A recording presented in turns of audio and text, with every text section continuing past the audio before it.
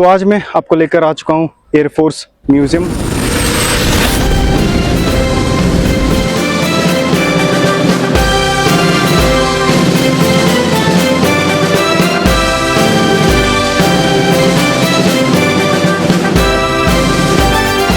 Guys, तो कैसे आप सभी लोग? उम्मीद करता हूँ आप सभी लोग बढ़िया होंगे।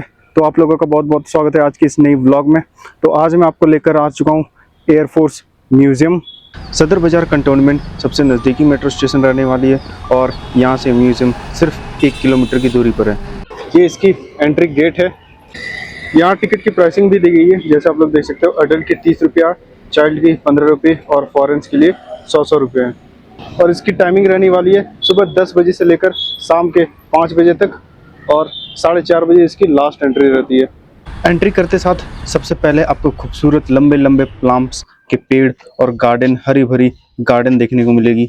यहाँ एक बड़ी सी चील भी देखने को मिलेगी जो इंडियन एयरफोर्स की लोगो पर रहती है, और एक बड़ी स्क्रीन भी देखने को मिलेगी जहाँ इंडियन एयरफोर्स की वीडियोस चलती रहती है। एंट्री गेट के पास आपको ये प्लेन और एक सरफेस टू एयर मिसाइल 2 देखने को मिलेगी। सबसे पहले आपको लेज़र गाइडेड मिसाइल देखने को मिलेगी। यहाँ पे कुछ इसके डिटेल्स भी दी गई है, जैसे कंट्री ऑफ मैन्युफैक्चर यूएसएसआर में बनी है, 1980 में बनी थी, एयर टू सरफेस मिसाइल है। उसके बाद इस तरफ आपको जो है बहुत सारे प्लेन्स देखने को मिलेगी। तो ये आप लोग देख सकते हो। मैं एक एक करके आपको सारे प्लेन्स दिखाता हूँ। कुछ कुछ इंजन्स भी लगी हुई है। इस तरफ बस आपको इंजन्स वगैरह देखने को मिलेगी। आप लोग जैसे देख सकते हो ये इंजन्स है।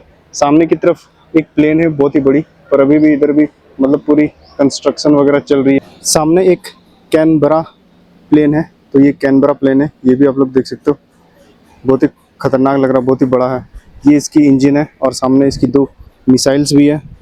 इस प्लेन को जो है पाकिस्तान के वार में, मतलब जैसे ऑपरेशन विजय जो गोवा का था 1961 और 1965 और 1971 के बीच में जो इंडो पाक कॉन्फ्लिक्ट हुआ था, उस समय ये प्लेन को यूज़ किया गया था।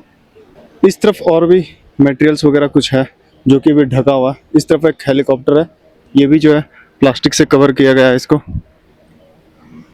उसके बाद आपको एक और हेलीकॉप्टर देखने को मिलेगी। तो इस हेलीकॉप्टर का नाम है जैसे क्लस्टर बॉम्ब BL-755। इसकी भी कुछ डिटेल्स यहाँ पर दी गई है, जैसे कि आप लोग देख सकते हो। कंट्री ऑफ मैन्युफैक्चर USA पर ये बनी थी। इसे जो है 1954 और 1966 के बीच यूज़ किया गया था, और इसकी स्पीड जो है जैसे 180 किलोमीटर पर आवर की स्पीड है।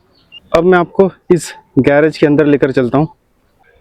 अंदर बहुत सारे प्लेन आपको देखने को मिल जाएगी, और कई सारे प्लेन पे तो प्लास्टिक की कवर चढ़ाई गई है। यहाँ HF-24 मारुत देखने को मिलेगी। यह भारत की स्वदेशी प्लेन थी और इसे 1967 से 1983 के बीच इस्तेमाल किया गया था। इसे 1971 में भारत पाक युद्ध के दौरान इस्तेमाल किया गया था, और यह एक सिंगल सीट वाली एयरक्राफ्ट है। यह विमान पाकिस्तानी सेवर जेट है। 1971 भारत पाक युद्ध के दौरान भारतीय वायुसेना ने 5 सेवर को हवा में मार गिराया था और एक को जमीन पर ही नष्ट कर दिया था। पाकिस्तान के आत्मसमर्पण करने के बाद भारतीय वायुसेना ने तेजगांव हवाई अड्डे पर इनमें से 11 विमानों पर कब्जा कर लिया और 17 दिसंबर 1971 को नवजात बांग्लादेश वायुसेना को सौंप दिया था। उसके बाद एक मिसाइल भी आपको देखने को मिलेगी। इस मिसाइल की डिटेल्स तो कहीं दी नहीं है, तो ये आप लोग देख सकते हो। ये भी एक पूरी मिसाइल है, पूरी रखी गई है, और ये भी बहुत ही खतरनाक लग रहा। उसके बाद आपको डसॉल्ट ऑरागन तूफानी देखने को मिलेगी। तो ये है वो प्लेन, और इसकी डिटेल्स यहाँ पर दी गई है। यह विमान 1971 में भारत पाक युद्ध, जिसके कारण बांग्लादेश की मुक्ति हुई थी, उस समय इसे इस्तेमाल किया गया था। इसे फ्रांस में बनाया गया था और इसे जो है 1953 से 1967 के बीच यूज़ किया गया था, और ये सिंगल सीट फाइटर जेट। यहाँ और बहुत सारे प्लेन्स आपको देखने को मिलेगी, और यहाँ आप लोग देख सकते हो कंस्ट्रक्शन वगैरह चल रही है, मतलब अभी काम चल ही रहा है। तो और बहुत सारे पुराने प्लेन्स भी आपको यहाँ पर देखने को मिलेगी। यहाँ पे भी कुछ कुछ प्लेन्सों को प्लास्टिक से ढका हुआ है, जैसे ये प्लेन है।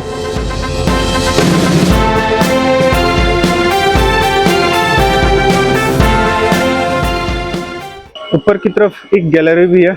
तो यहाँ पे आपको पूरे मतलब जितने भी वायुसेना थे, वीर जवान जितने भी अपने कारनामे किए थे, सारे चीज़ों को वो दर्शाया गया है। और जो भी प्लेन आप लोगों ने देखा, यहाँ पर सारे प्लेन को एक एक तस्वीरों के रूप में यहाँ पर दिखाया गया है।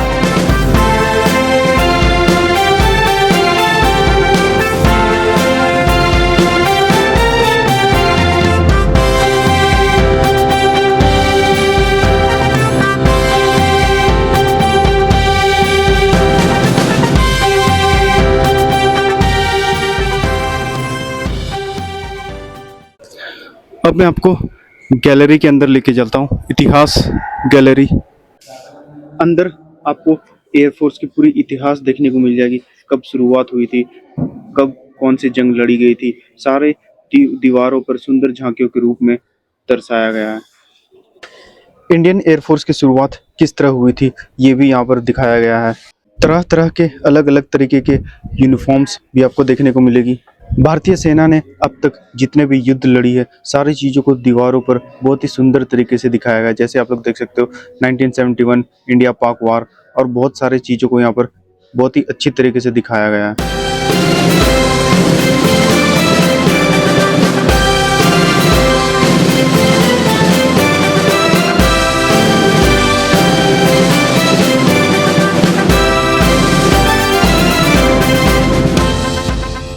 आपको यहाँ पर आर्म्स गैलरी और हीरोज गैलरी भी देखने को मिलेगी।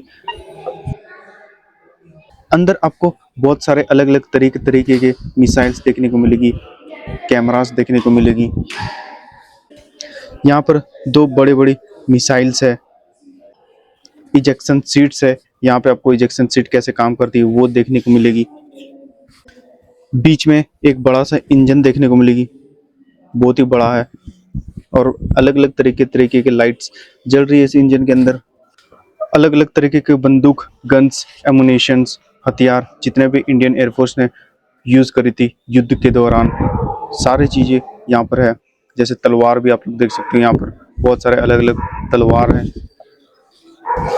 अलग अलग स्क्वाड्रन भी देखने को मिलेगी, missile squadron, transport squadron, helicopter squadron, fighter squadron.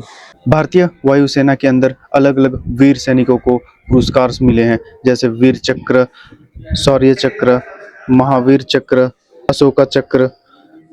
यहाँ आपको कुछ वीर सैनिकों की यूनिफॉर्म्स भी देखने को मिलेगी, जैसे शहीद होने के बाद इनको अच्छे तरीके से यहाँ पर रखा गया है।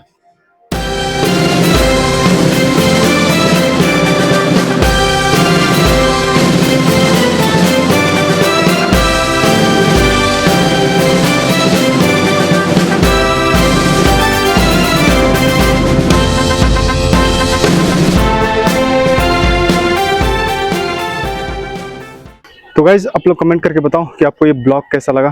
तब तक के लिए मैं आप लोगों से मिलता हूँ अपनी अगली वीडियो पर। तब तक के लिए bye bye, love you all guys.